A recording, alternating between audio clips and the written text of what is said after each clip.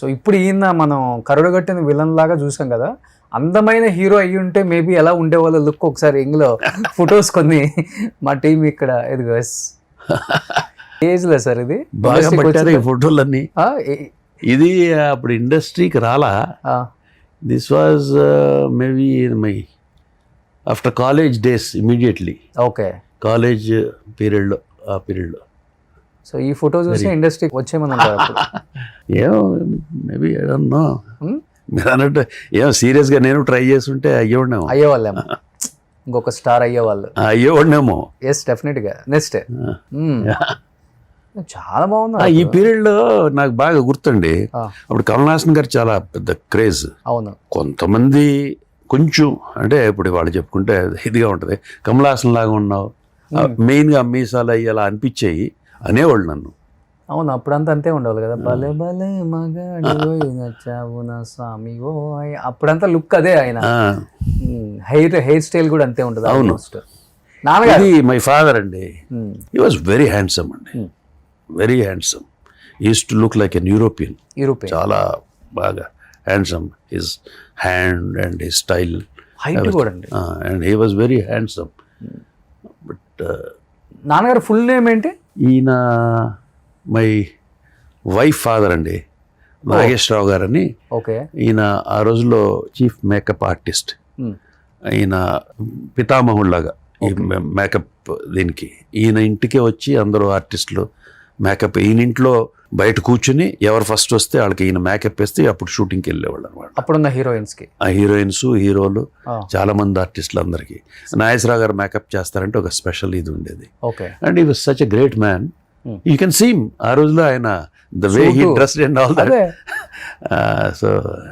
So ఈయన సెట్కి వెళ్దాం, హీరోయిన్స్ అందరూ ఇంటికి వచ్చి, అందరూ ఆర్టిస్ట్ ఇంటికి వచ్చి చేసుకుని వెళ్ళిపోవటం, సెట్కి వెళ్ళటం, సెట్లో కూర్చుంటే ఫస్ట్ ఎవరు వస్తే ఆ హీరోయిన్కి, ఎవరు వస్తే వాళ్ళకి ఫస్ట్. అప్పుడు హీరోయిన్స్ వాళ్ళందరూ ముందు వెళ్దాం 4-5 వెళ్ళిపోయి మార్నింగ్ ఎంత అందంగా చూపించేవాళ్ళు హీరోయిన్స్ ఆయన. అప్పుడు అంతా దెర్ ఇస్ అ గ్రేట్ ఇదండి మేకప్ డిపార్ట్మెంట్. అండ్ మేకప్ చేయటం అనేది బ్లాక్ అండ్ వైట్ ఫిల్మ్స్కి it's very tough thing. Okay, 50s లోనే ఆయన చూడండి అంత హుందాగా ఉన్నారు, ఆ కోటు. నెక్స్ట్ ఇది మై ఫాదర్. ఇది చూస్తే ఇక్కడ ఈ వాజ్ ఆల్మోస్ట్ అది హీ వాజ్ 80 years old ఆ పిక్చర్ తీసినప్పుడు నాన్నగారికి. ఆల్మోస్ట్ ఆయనకి ఒక పన్ను వాళ్ళ ఒక జుట్టు వాళ్ళదండి, బీపీ లేదు, ఏమి లేదు, ఓకే, షుగర్ లేదు. ఎలా సడన్ గా నాన్నగారు డెత్? మరి heart attack, cardiac arrest, early morning 6 o'clockకి బెడ్ మీద నుంచి లేచి ఎలా పడిపోయారు. Sad, but life full circle. ఒక విధంగా చెప్పాలంటే అలాంటి డెత్ అనేది అదృష్టం. ఓకే, మంచం మీద పడిపోయి, జబ్బు పడిపోయి, పనులు చేసుకోలేక బాధలు పడి, దట్ ఇస్ నరకం. అవును. అండ్ నాకు బాగా గుర్తు, మా నాన్నగారు చనిపోయే 2 days ముందు వాడు ఫ్రెండ్తో మాట్లాడుతూ ఉన్నారు. ఏమని మాట్లాడుతున్నారే, నేను హ్యాపీగా ఉన్నాను, లైఫ్ అంతా హ్యాపీగా గడిచిపోయింది, మంచో చెడో, కష్టమో సుఖమో, నా భార్య, నా పిల్లలు అందరూ బాగున్నారు, మా అమ్మాయి, మా అక్క, మా సిస్టర్ వాళ్ళ అమ్మాయి, నేను అందరూ బాగున్నాం, నా అబ్బాయి మమ్మల్ని బాగా చూసుకుంటు, నా కోడలు బాగా చూసుకుంటుంది, మా ఆవిడని నన్ను చాలా బాగుంది, చాలా తృప్తిగా ఉంది జీవితం అంతా, ఇంతకన్నా తృప్తి ఇంతకన్నా ఏమి లేదు, ఇంత తృప్తిలో నేను వెళ్ళిపోతే బెటర్, నాకు ఇప్పుడు ఇంకా హ్యాపీగా ఉంటుంది అని అన్నారు. 2వ రోజు చనిపోయారు. Okay, so that's great thing అండి. జనరల్గా మనిషి బాధపడుతూ, జబ్బుపడు, కష్టపడుతూ, పెయిన్ అనుభవిస్తూ ఇంకా చచ్చిపోతే బాగుండు అనుకుంటాం, తప్పలేదు.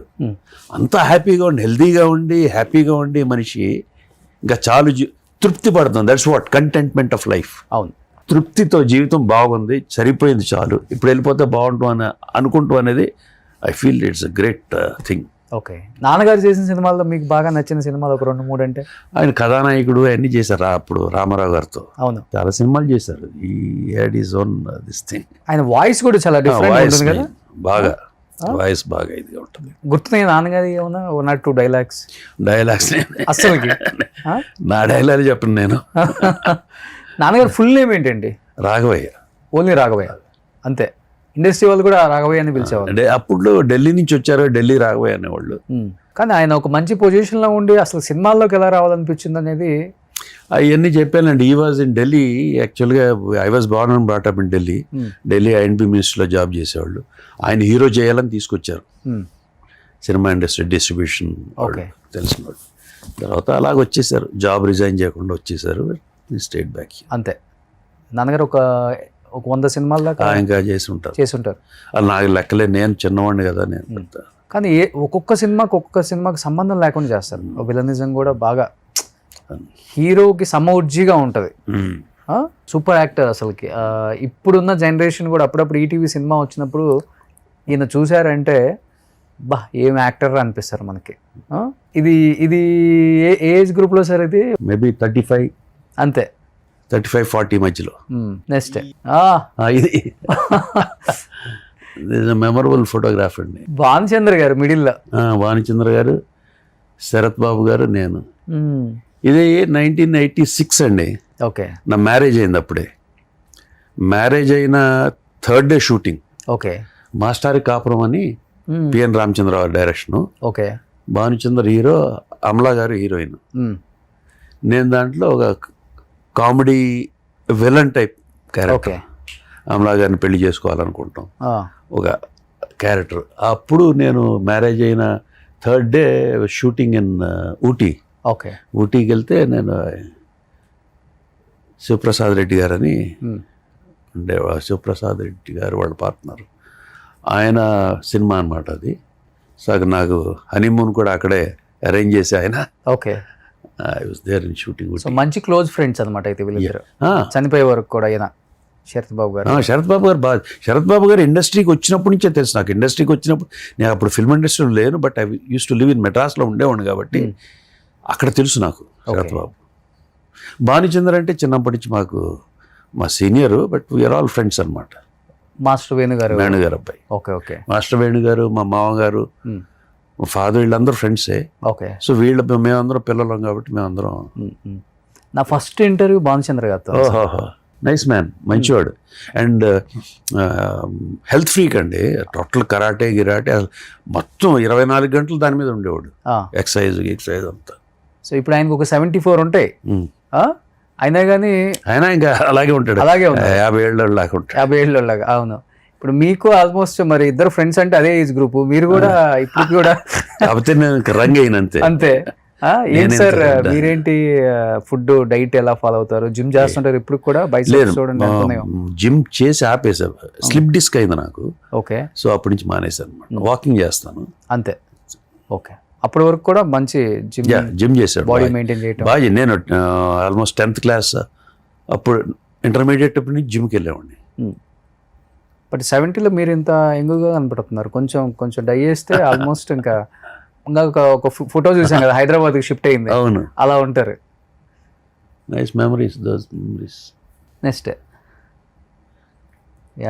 ఇది ఇక్కడ హైదరాబాద్లో ఐ థింక్ నేను వన్స్ మోర్ సినిమా ఒకటి ప్రొడ్యూస్ చేశా శివనాగేశ్వరరావు డైరెక్షన్లో. ఓకే. ఆ ఓపెనింగ్కి వచ్చినప్పుడు అనుకుంటారు వెంకటేష్ గారు, రవితేజ, పూరి జగన్నాథ్. ఇప్పుడు మీరు ఇండస్ట్రీకి వచ్చే టైంకి వీళ్ళంతా లేరు కదండి, పూరి గారు, రవితేజ గారు? అప్పుడు లేరు. ఓకే. వెంకటేషే తర్వాత వచ్చాడు. మీ తర్వాతే? అంటే నేను అసిస్టెంట్ డైరెక్టర్ని. తను వెంకటేష్ వచ్చింది లేట్గా 85-86 ఆ టైంలో వచ్చారు. కానీ ఆ బాండింగ్స్ వేరండి. అప్పుడున్న గోల్డెన్ డేస్ అంతా అందరూ డిఫరెంట్, ఆల్ లైక్ ఫ్రెండ్స్ అంట, బాగా కలిసిమెలిసి, చిన్న పెద్ద అలాంటివి ఏం లేవు. ఓకే. ఇప్పుడు కూడా పెద్దగా లేవండి. ఇప్పుడు వచ్చిన యంగ్ హీరోస్ అందరూ కూడా very good. Younger heroes they are fantastic. Same respect, వాళ్ళు డెడికేటెడ్. ఇప్పుడున్న యంగ్ వాళ్ళందరూ కూడా హైలీ ప్రొఫెషనల్ అండి, dedicated towards their job. Fantastic. ఇప్పుడు మీరు వర్క్ చేస్తున్నారు కాబట్టి, చూస్తున్నారు కాబట్టి తెలుస్తుంది. అవును, డెఫినెట్గా.